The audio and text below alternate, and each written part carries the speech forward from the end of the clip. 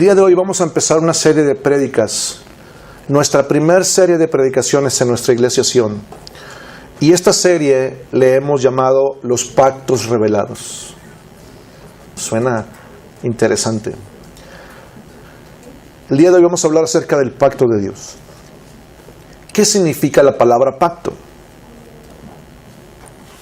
¿A qué le suena a usted? ¿Contrato? Ajá. ¿Qué cosa? Contrato. Negocio, puede ser. La palabra pacto tiene varias connotaciones y dependiendo del idioma en el que se haya mencionado. Como usted sabe, la Biblia está escrita en hebreo, el Antiguo Testamento, y en griego, el Nuevo Testamento. Entonces, desde el tiempo antiguo, la palabra pacto en hebreo antiguo, proviene de la palabra berit. Repita conmigo, berit. Y la palabra berit se traduce al español, al castellano, diferente a lo que nos imaginaríamos. La palabra berit, de una forma literal, significa cortar. Pero por implicación, también significa alianza, convenio o acuerdo. La raíz de esta palabra también trae otra connotación interesante que se referiría o significaría encadenar o poner grillos, grilletes. ¿A quién se le ponen grilletes o se encadena? A una persona que se esclaviza o que está esclavizado. Entonces, esta connotación de encadenar o poner grillos le da un carácter específico a esta palabra. Y ese carácter es obligatorio. Repita conmigo, obligatorio. Y este carácter obligatorio a este pacto se celebra entre ambas partes que estuvieron cautivas o se hacen cautivas de este compromiso. Entonces, lo interesante es por qué razón la palabra berit significa cortar o dividir. En el tiempo antiguo, Dios celebra un pacto con Abraham. Antes que ese hubo otro pacto, que es el pacto con Noé. ¿Sí se acuerda usted que Dios hace un pacto con Noé? Y le muestra en el cielo un arco iris, y ese pacto era: no volveré a destruir a la tierra con un diluvio. Y ese arco iris es la señal, la prueba de que Noé podía estar seguro de que Dios iba a cumplir ese pacto. En el tiempo de Abraham, Dios decide celebrar un pacto específico con él. La Biblia dice en Génesis capítulo 12 que Dios llama a Abraham y le dice: sal de tu tierra y de tu parentela a la tierra que te mostraré. Y entonces Abraham obedece, toma a su esposa, toma a su sobrino Lot, toma todo lo que tiene y sale de Ur de los Caldeos, donde él vivía, y se va a una tierra que Dios le mostraría. En este caso sería Canaán. Entonces, cuando Dios le lleva a Abraham a Canaán y él se establece ahí temporalmente, Dios le promete algo. Un buen día, en Génesis capítulo 15, la Biblia dice que Dios le habla a Abraham y le dice: yo te voy a hacer padre de mucha gente. Te voy a bendecir, serás bendición. Y Abraham le dice: pues qué padre. La verdad es que suena muy bien. Pero ¿sabes una cosa? Todo lo que me has dado, todo lo que me has bendecido, lo rico que soy, ¿a quién se lo voy a dar? ¿A quién se lo voy a heredar? No tengo hijos. El que me va a heredar va a ser el hijo de mi esclavo, que es Damaseno, y es el que se va a quedar con todo lo que me has dado. Y Dios le contesta y le dice: no te va a heredar ese muchacho que es tu esclavo. Te va a heredar un hijo nacido de ti mismo y de tu esposa Sara. Pero Sarai, era una mujer estéril. En el tiempo que Dios le promete esto a Abraham tiene 75 años. Y Sarai tiene 65 años. Era una mujer madura, y además de eso había sido estéril siempre. Nunca había podido tener hijos. Entonces, la Biblia dice en Génesis 15 que a pesar de todas estas cosas, Abraham decide creerle a Dios.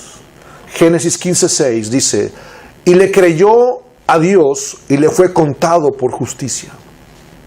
Fue tan importante para Dios que Abraham decidiera creerle contra cualquier pronóstico, contra cualquier cosa que pudiera hacerle sentir que era imposible que esto pasara. Abraham decide creer. Y entonces Dios decide hacer un pacto con Abraham. Repite conmigo, pacto. Entonces, en este pacto, Dios le dice a Abraham, si vamos, lo podemos leer por favor. Génesis 15,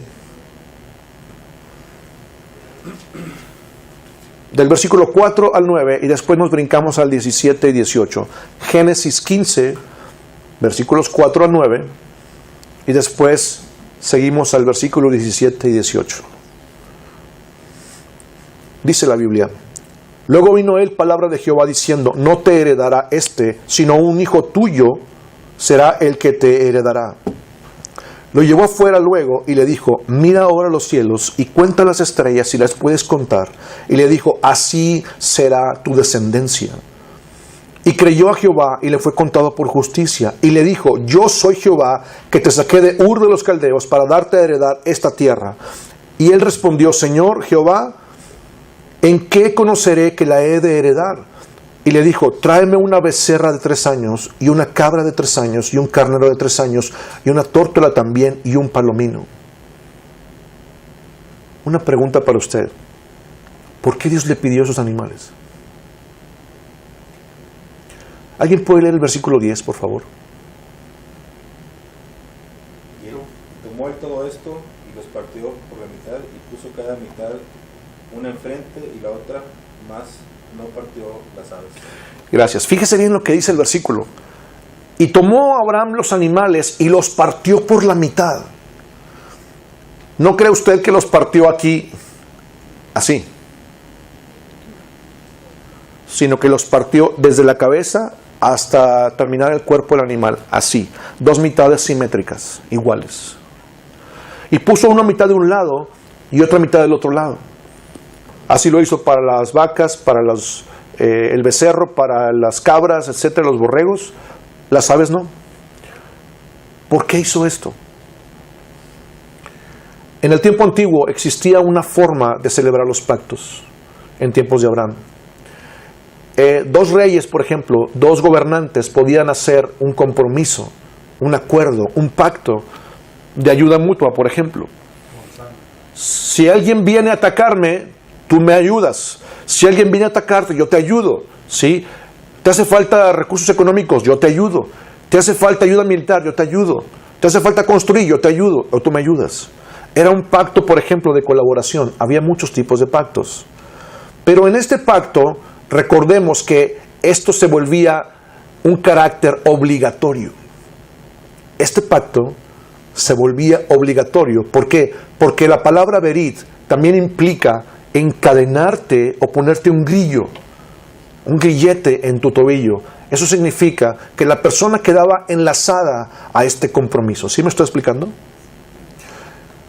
Entonces, en este acuerdo con Dios, Dios decide autoimponerse. Repita conmigo, por favor, autoimponerse. Decide autoimponerse un compromiso.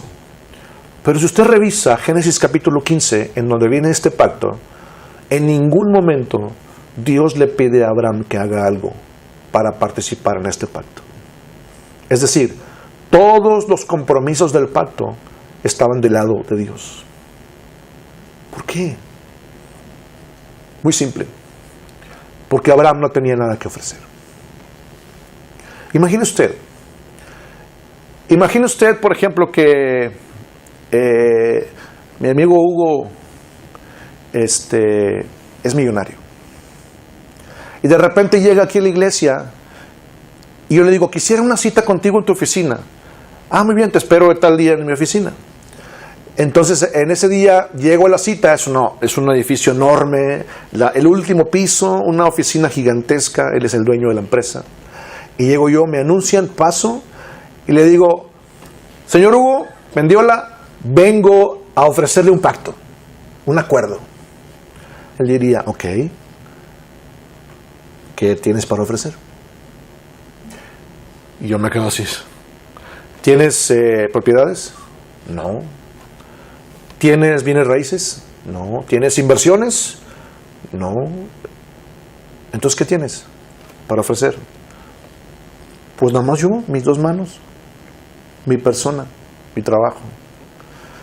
¿Qué cree usted que diría él como empresario? Mira, ¿sabes qué? Te estimo mucho, eres muy buena onda, pero ¿sabes qué? No me interesa un pacto contigo. ¿Por qué? Porque no tienes nada que ofrecerme, nada que sea interesante para mí. ¿Sí le queda claro?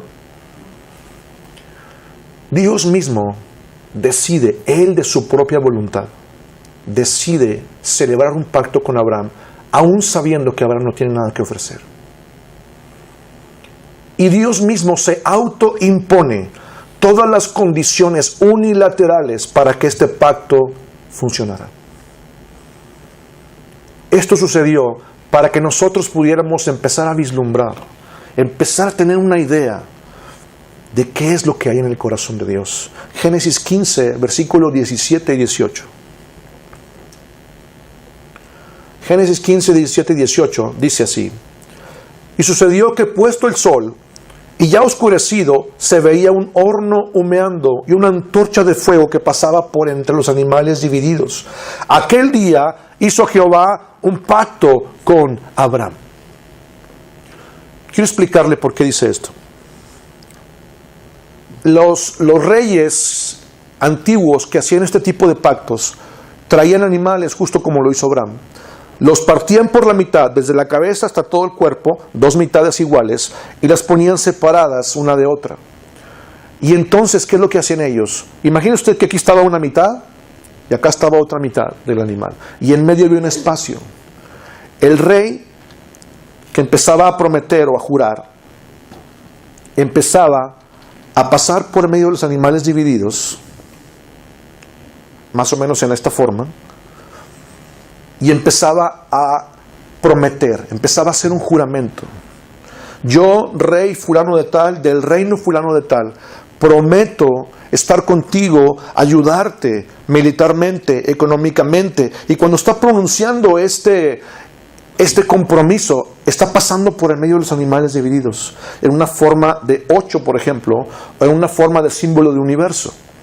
Está dando vueltas, pasando por en medio, y cuando hacía esto, tenía que pronunciar este juramento. Y al final, el juramento tenía que llevar esta sentencia: si yo no cumpliere con este pacto, tú tienes todo el derecho y la autoridad para hacer conmigo lo que estos animales. ¡Wow! Quiero que usted se dé cuenta que era un pacto que te encadenaba. Era un pacto, un compromiso de vida o muerte. ¿Sí le queda claro? Era algo muy solemne, muy solemne entre reyes, por ejemplo. Entonces, cuando Dios hace ese pacto con Abraham, dice el versículo 17 y 18, que cuando ya estaba puesto el sol, ya se había hecho de noche, se veía en la oscuridad un horno humeando y una antorcha de fuego que pasaba por entre los animales divididos. ¿Por qué la Biblia dice esto? Quiero que usted tenga claro.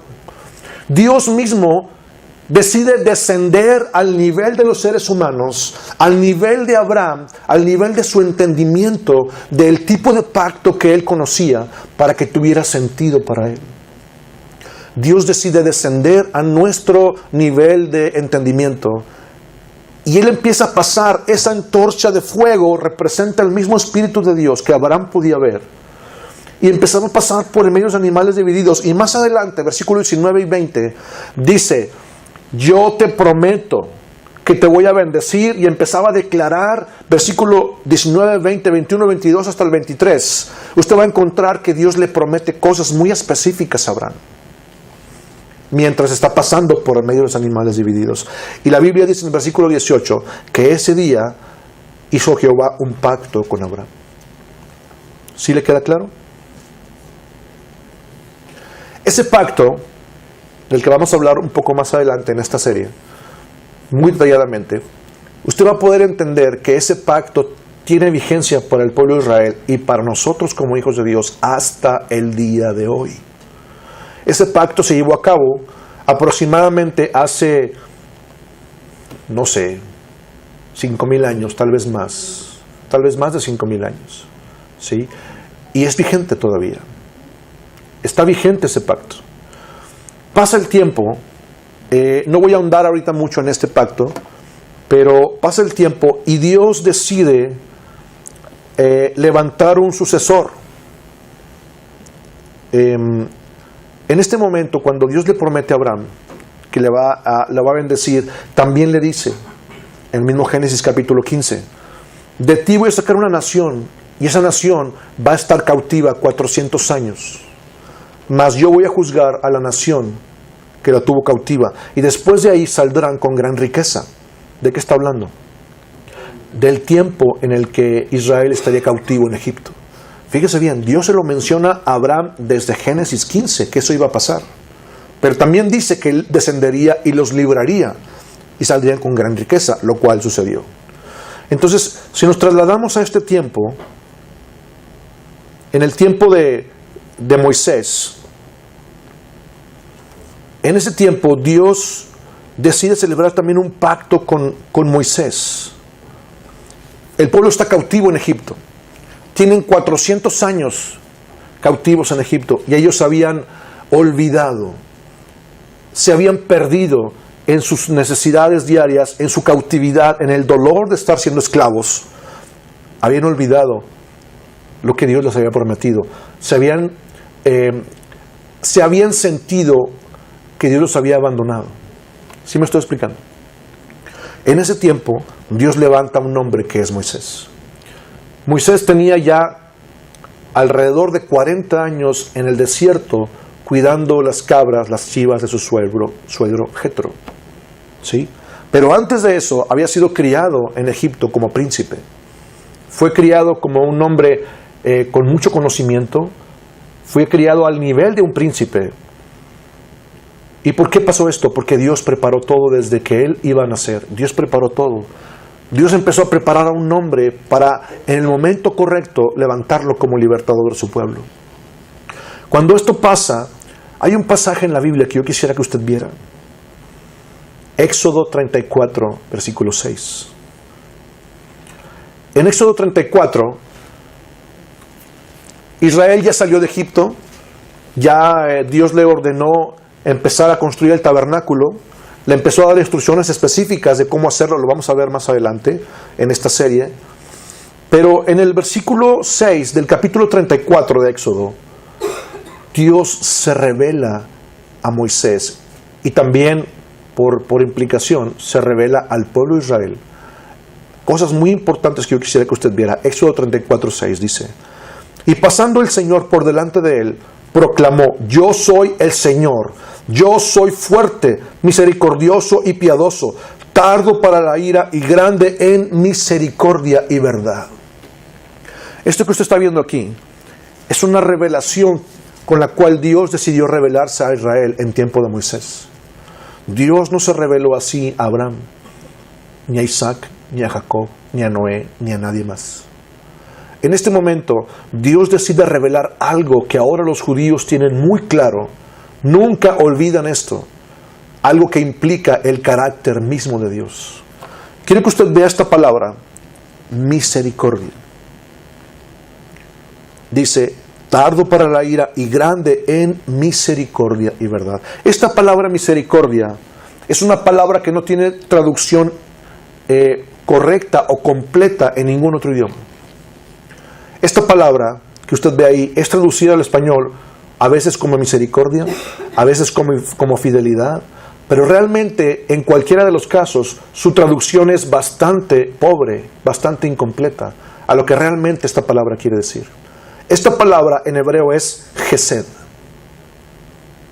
Y la palabra Gesed, este vocablo, de una forma directa o una traducción literal, si lo pudiéramos hacer en español, sería bondad, amor constante, gracia, misericordia, fidelidad o devoción.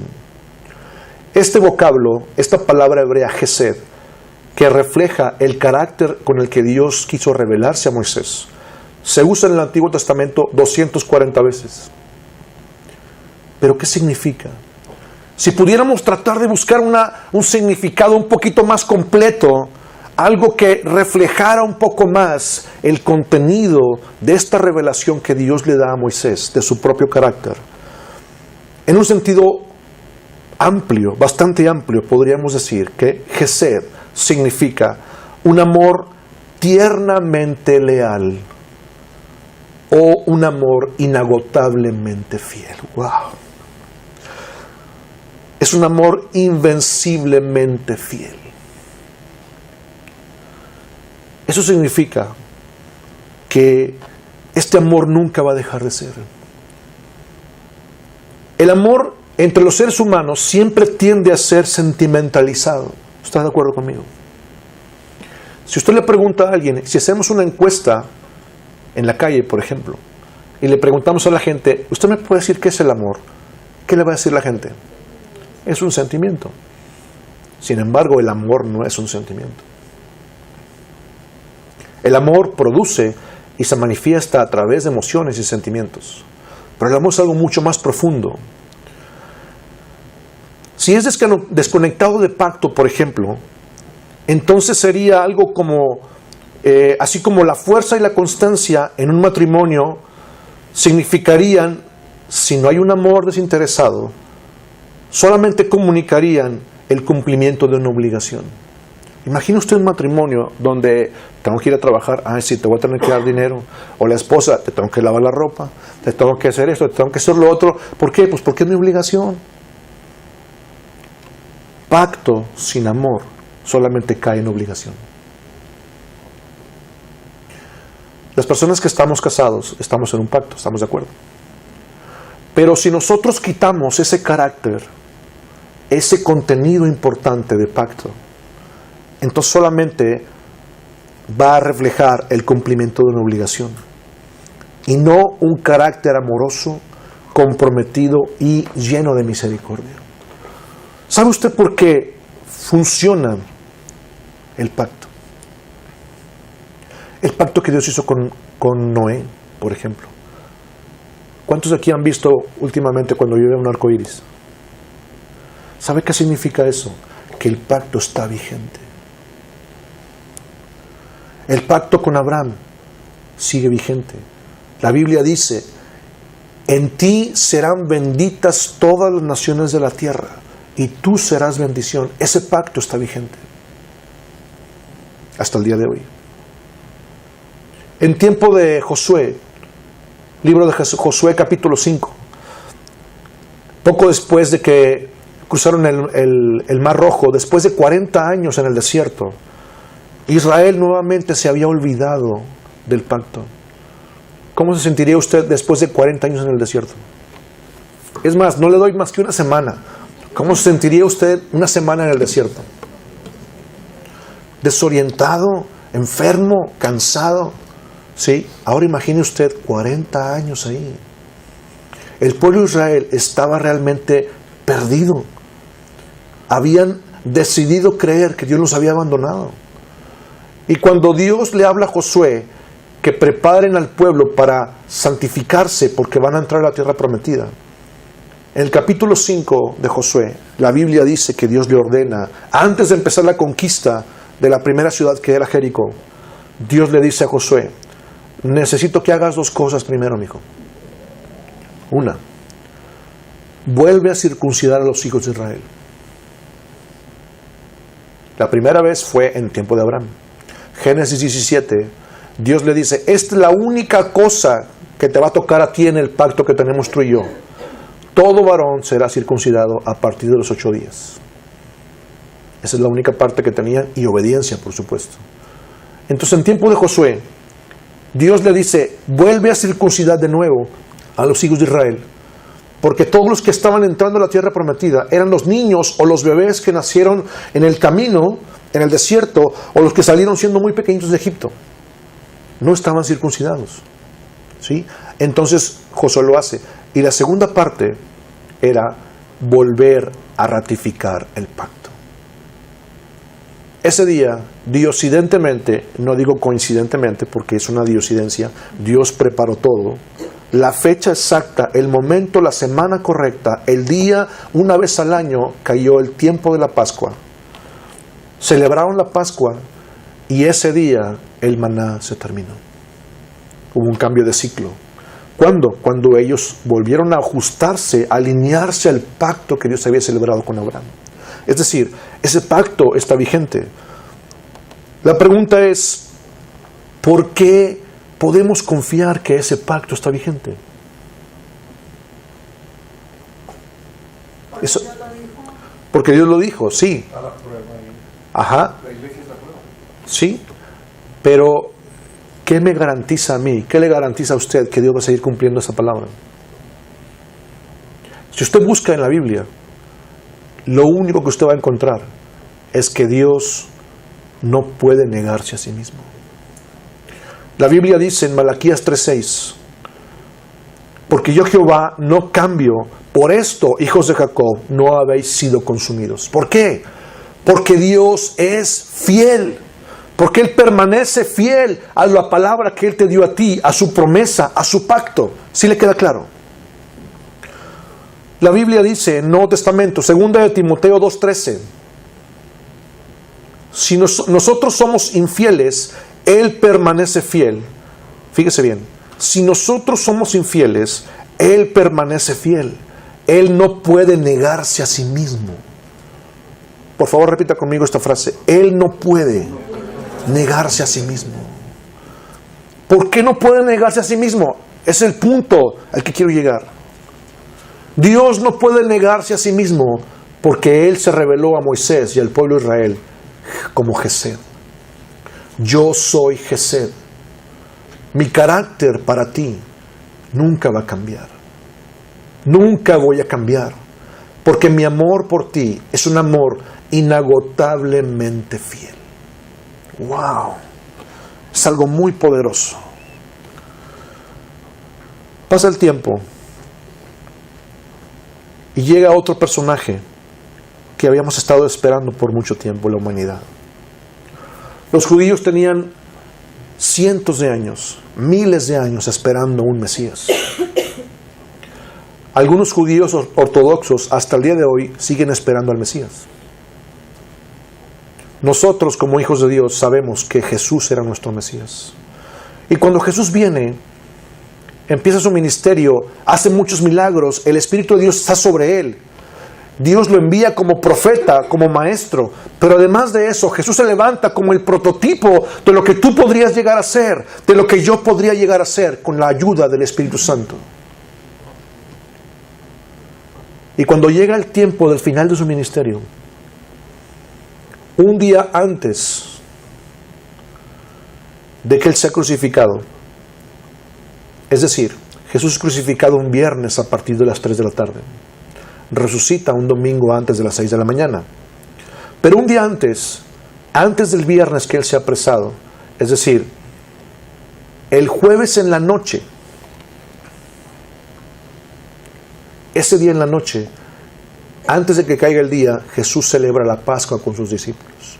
Una vez más, diosidentemente, la Pascua cae exactamente un día antes, horas antes de que Jesús sea apresado para ser crucificado. Y Jesús envía a 2 de sus discípulos, a Pedro y a Juan, para que ellos preparen toda la comida, preparen todo lo que tenga que prepararse en un lugar, un segundo piso, un aposento alto. Y estando ahí, la Biblia dice en Lucas capítulo 22 que Él celebra la Pascua con sus discípulos. Y estando con ellos, Él pronuncia unas palabras inolvidables. Palabras que usted tiene que tener muy claro en su mente y en su corazón. Lucas 22:20. Si usted lo puede leer conmigo. Lucas 22:20.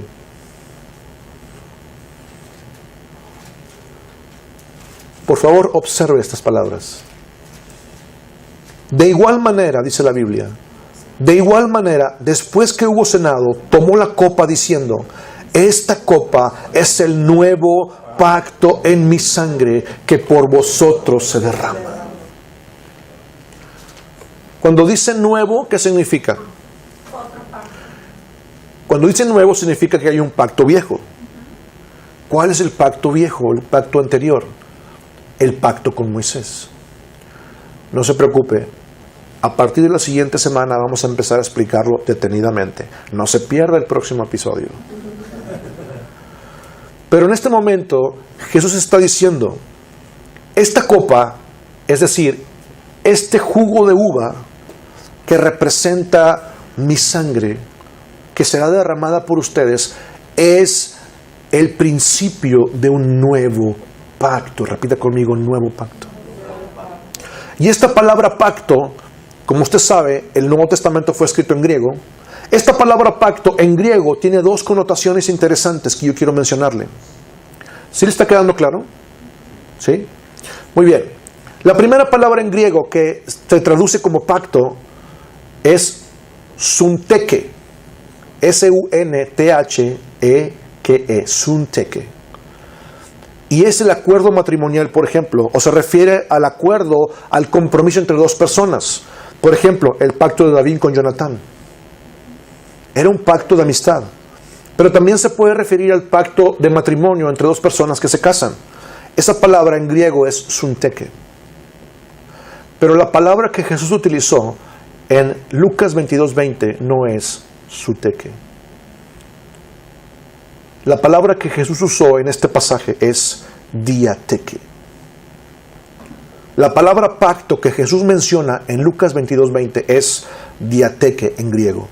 Y esta palabra tiene un significado diferente. Significa de una forma común pacto, pero su significado principal se refiere a un testamento. ¡Wow! Se refiere a la relación entre alguien grande como Dios y nosotros, los cuales no estamos en igualdad de condiciones con Dios. ¿Está de acuerdo conmigo?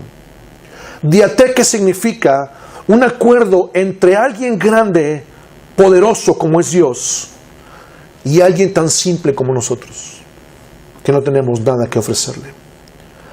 Por esa razón se llama o conlleva la idea de testamento. ¿Por qué? Porque se refiere a que nosotros a través de este testamento estamos adquiriendo una deuda moral, por ejemplo, un deber que ahora tenemos para con Dios, al haber sido hechos beneficiarios de este testamento. Por ejemplo, ¿cuántos de aquí han recibido alguna propiedad, alguna cosa que le haya heredado a algún familiar de usted? Un abuelo, un papá, un tío, que haya recibido algo a través de un testamento. Muy bien, por allá tenemos una persona. Cuando así es, ¿usted puede cambiar alguna de las cláusulas del testamento? No. Un testamento no se puede modificar, no se puede cambiar. Porque el testamento, su carácter obligatorio, ¿sí?, en el caso del juez, tiene que hacerlo cumplir. ¿Por qué? Porque fue la última voluntad de la persona que quiso heredarle en este testamento. ¿Sí le queda claro? Diateke en griego significa un testamento que alguien mayor te quiso heredar y no lo puedes cambiar. Cuando Jesús dice, este es el nuevo testamento, el nuevo diateke, el nuevo compromiso que yo adquiero contigo para heredarte todas las cosas que te quiero heredar. ¡Wow! ¡Wow! No sé si le está quedando claro. Y quiero decir algo interesante que me gustó mucho. Diateke, que este es un compromiso, un testamento que Dios nos quiere dar a nosotros a través de Jesús, significa que Dios mismo, a opción propia y por su libre gracia, decidió ofrecernos a nosotros los hombres. Este testamento es un regalo que Dios nos quiere dar, en el cual el hombre no puede alterarlo, cambiarlo, ni anular nada de lo que hay en él. Solamente el hombre puede aceptarlo o rechazarlo. ¿Sí le queda claro? Nuevamente le quiero preguntar a usted, ¿por qué podemos estar seguros que Dios cumplirá este pacto? ¿Por qué razón? Porque Él lo prometió y Él no puede negarse a sí mismo. Su carácter Gesed, que es un amor tiernamente leal o es un amor inagotablemente fiel, nunca va a cambiar. Acuérdense que ahorita dijimos el versículo Malaquías 3:6. Porque yo, Jehová, no cambio. Por eso, hijos de Jacob, no habéis sido consumidos. Hebreos 13:8, alguien que lo sepa de memoria. Exactamente. Jesucristo es el mismo, ayer, hoy y por los siglos. Santiago 1:17. Toda buena dádiva y todo don perfecto desciende de lo alto, del Padre de las luces, en que no hay mudanza ni sombra de variación. Él no cambia. Gracias a Dios porque Él es fiel y permanece fiel. Y esto sucede por su carácter gesed. ¿Sí le está quedando claro? Hay un pasaje en la Escritura que también quiero mencionarle a usted. Es un versículo como para ponerlo en su refrigerador. ¿Cuántos ponen cosas en su refrigerador? Recibos, recordatorios, etc. Bueno, este versículo es como para imprimirlo y pegarlo en su refrigerador. Deuteronomio 7:9. Si usted puede subrayarlo en su Biblia, subráyelo. Si usted lo puede subrayar en su aplicación en su teléfono, subráyelo. Deuteronomio 7:9.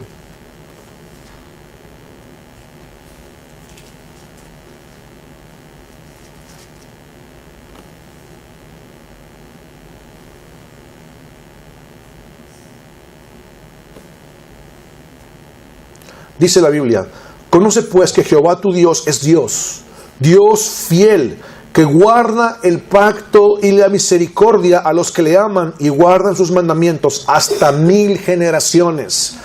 ¿Qué voy a estar haciendo yo después de 1000 generaciones? Imagínense los nietos, de mis bisnietos y no sé, tantas generaciones. El amor de Dios y su fidelidad es tan grande y poderosa, según este versículo, que dice la Biblia que Él va a guardar este pacto para mí, para usted, para su descendencia. Si usted le ama, fíjese bien, hasta 1000 generaciones. ¡Wow! ¡Qué tremendo! Vamos a estar explicando detenidamente el antiguo pacto y más adelante vamos a ver también en esta serie el nuevo pacto.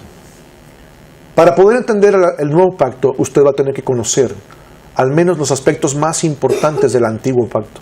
¿Qué era? ¿Cómo se llevó a cabo? ¿Cuáles eran los compromisos? ¿Qué implicaba todo esto? Y solamente para darle una probadita, para que usted se anime para la próxima semana, vamos a leer 2 versículos. Éxodo 19:5. Bueno, no le voy a prometer que son 2, pero ya estamos terminando. Éxodo 19:5.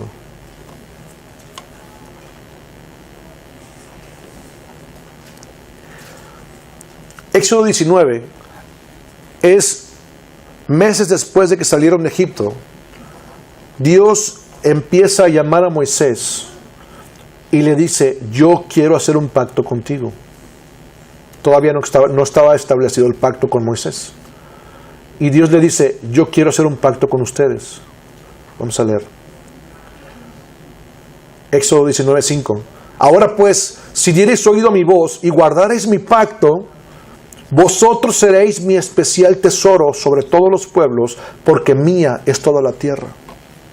Quiero que usted empiece a notar algo. ¿Qué es lo que Dios quería hacer? Esta es la primera vez en la relación de Dios con Moisés en que Dios le dice: quiero celebrar un pacto con ustedes. Es la primera ocasión. Y le dice: si ustedes dieren oído a mi voz. ¿Qué significa eso? Obediencia. Para que el pacto funcione, esto necesita obligatoriamente obediencia. ¿Se acuerda que dijimos que Dios se autoimpuso Él mismo todas las condiciones para que ese pacto funcionara? ¿Sí se acuerda? ¿Qué es lo que le tocaba a Moisés? Al pueblo de Israel. No había nada que pudieran ofrecer. Lo único que les tocaba a ellos, que nos toca a nosotros, es guardar sus mandamientos, obedecer su pacto. ¿Sí? ¿Sí me estoy explicando? Por esa razón dice: si diereis oído a mi voz y guardareis mi pacto, vosotros seréis mi especial tesoro sobre todos los pueblos, porque mía es toda la tierra. ¿A cuál pacto se refiere? El autor del libro de Hebreos, que se le atribuye al apóstol Pablo, en el libro de Hebreos capítulo 9, verso 4, nos explica algo interesante. Ya estamos terminando. ¿Le parece interesante lo que estamos viendo? ¿Sí? Tengo que darle las bases. Es importante que usted sepa qué es un pacto para poder hablar de los diferentes pactos. Hebreos 9:4, el apóstol Pablo o el escritor de Hebreos nos ayuda a entender un poquito de esto. Dice, el cual tenía un incensario de oro y el arca del pacto cubierta de oro por todas partes, en la que estaba una urna de oro que contenía el maná, la vara de Aarón que reverdeció y las tablas del pacto. Siempre que se menciona en el Antiguo Testamento las tablas de piedra que Dios le dio a Moisés, ¿cómo se le menciona? ¿Cómo se le conoce? Los 10 mandamientos, las tablas de piedra. Sin embargo, en este pasaje, el apóstol Pablo dice, esas eran las tablas del pacto. Quiero que usted me diga, ¿qué versículo leímos hace un momento? Éxodo 19. En Éxodo 19, Dios le dice a Moisés, yo quiero celebrar un pacto contigo y si tú y mi pueblo me obedecen, se van a convertir en mi tesoro más preciado. Es lo que dice Dios. Bueno, el siguiente capítulo, justamente al siguiente capítulo, Dios empieza a hablar del pacto y empieza a describir cuáles son las cosas que va a contener ese pacto. Si usted revisa conmigo Éxodo 20, se va a dar cuenta que ahí están los 10 mandamientos. ¿Cuál es el pacto? ¿Cuál es el contenido del pacto que Dios celebra con Moisés? Las tablas de la ley, los 10 mandamientos y de ahí todo Levítico y todo Deuteronomio que representa la ley. ¿Sí me está quedando claro? ¿Cuál era el pacto de Dios con Moisés? La ley. ¿Qué es la ley? Dios deseaba darle a su pueblo el deber ser de cómo debían ser las cosas. La ley representa lo que es correcto. La ley representa lo que el hombre debe de entender para hacer lo correcto. La Biblia dice que si no hubiera ley, pues tampoco habría pecado. Si la ley no dijera que algo es malo, pues podríamos hacer lo que nos viniera en gana, al cabo nada era malo. Me estoy explicando. La ley tiene un motivo, la ley tiene una razón de ser. La ley tiene que señalar lo que es bueno y lo que es malo. Y Dios decide darle a Israel su ley a través de Moisés, empezando por los 10 mandamientos. ¿Para qué? Para que ellos se den cuenta de qué es lo que Dios espera que ellos hagan en obediencia. ¿Hasta aquí estamos bien?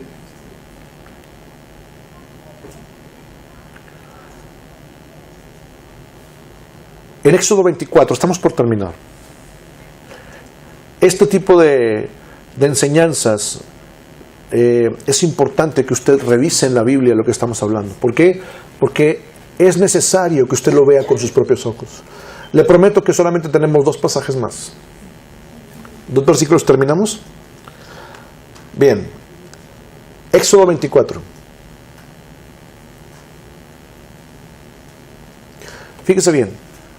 Dijimos que en Éxodo 19:5, lo leíamos hace un momento, Dios le dice a Moisés, yo quiero entrar en pacto con ustedes. Si ustedes guardan mis mandamientos y dan oído a mi voz, yo voy a celebrar un pacto con ustedes y se van a convertir en mi especial tesoro. ¿Sí le quedó claro, verdad? Después de ahí, Éxodo 20 menciona los 10 mandamientos. 21, Éxodo 22 y 23, esos 4 capítulos empiezan a mencionar leyes. Leyes sacerdotales, leyes sobre esto, leyes sobre lo otro, y empieza Dios a declarar qué son las cosas que el pueblo tiene que saber para obedecer, las leyes. Pero en Éxodo 24 es el momento en donde ellos tienen que decir si aceptan o no aceptan el pacto. Éxodo 24, versículo 3 a 8. Éxodo 24, versículos 3 al 8. Y vino Moisés y contó al pueblo todas las cosas de Jehová y todas las leyes. Y todo el pueblo respondió a una voz y dijo, haremos todas las palabras que Jehová ha dicho.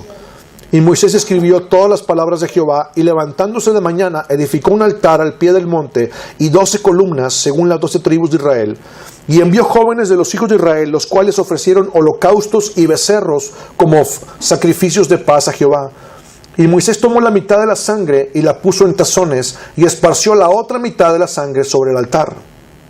Y tomó el libro del pacto, repita conmigo, libro del pacto. Y tomó el libro del pacto y lo leyó a oídos del pueblo, el cual dijo: haremos todas las cosas que Jehová ha dicho y obedeceremos. Entonces Moisés tomó la sangre y roció sobre el pueblo y dijo: he aquí la sangre del pacto que Jehová ha hecho con vosotros sobre todas estas cosas. ¡Wow! Dese cuenta que este era un pacto muy solemne. ¿Sí le queda claro esto? Todo el pueblo dijo, cuando Moisés le leyó a lo que se estaban comprometiendo, el pueblo dijo: obedeceremos todas las palabras de Jehová. Muy bien, para cerrar y para terminar, yo le quiero preguntar algo.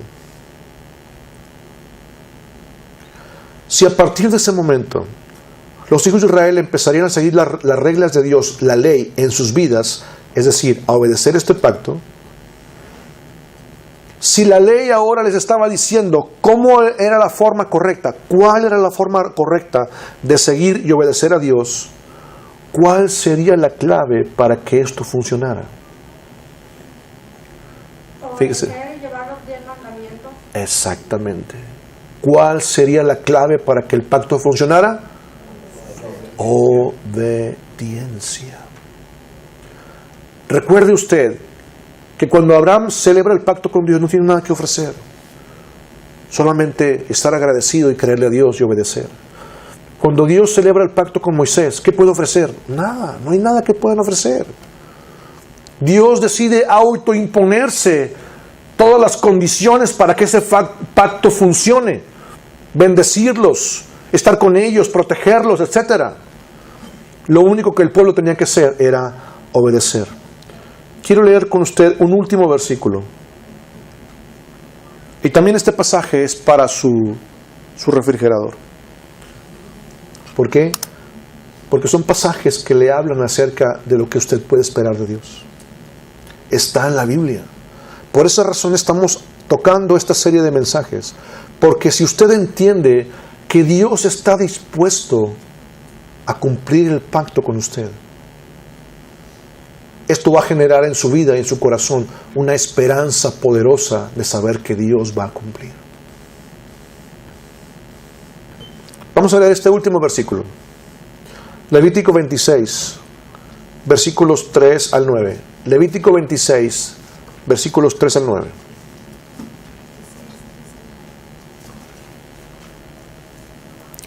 Quiero que usted observe al estar leyendo. Aquí hay algo importante que usted tiene que rescatar, que tiene que identificar. Por favor, cuando estemos leyendo, trate de identificar cuál es el corazón de Dios en esto. Vamos a tratar de identificar cuál es la razón profunda detrás de las palabras que Dios está diciendo. Vamos a leer, dice: si anduviereis en mis decretos y guardareis mis mandamientos y los pusiereis por obra, yo daré vuestra lluvia a su tiempo, y la tierra rendirá sus productos, y el árbol del campo dará su fruto. Vuestra trilla alcanzará a la vendimia, y la vendimia alcanzará la sementera, y comeréis vuestro pan hasta saciaros, y habitaréis seguros en vuestra tierra, y yo daré paz en la tierra, y dormiréis, y no habrá quien os espante, y haré quitar de vuestra tierra las malas bestias, y la espada no pasará por vuestro país. Y perseguiréis a vuestros enemigos, y caerán espada delante de vosotros. 5 de vosotros perseguirán a 100, y 100 de vosotros perseguirán a 10,000, y vuestros enemigos caerán a filo de espada delante de vosotros.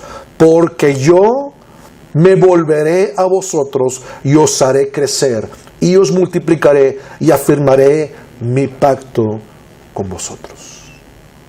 ¡Wow! Yo no sé, yo no escucho ningún aplauso.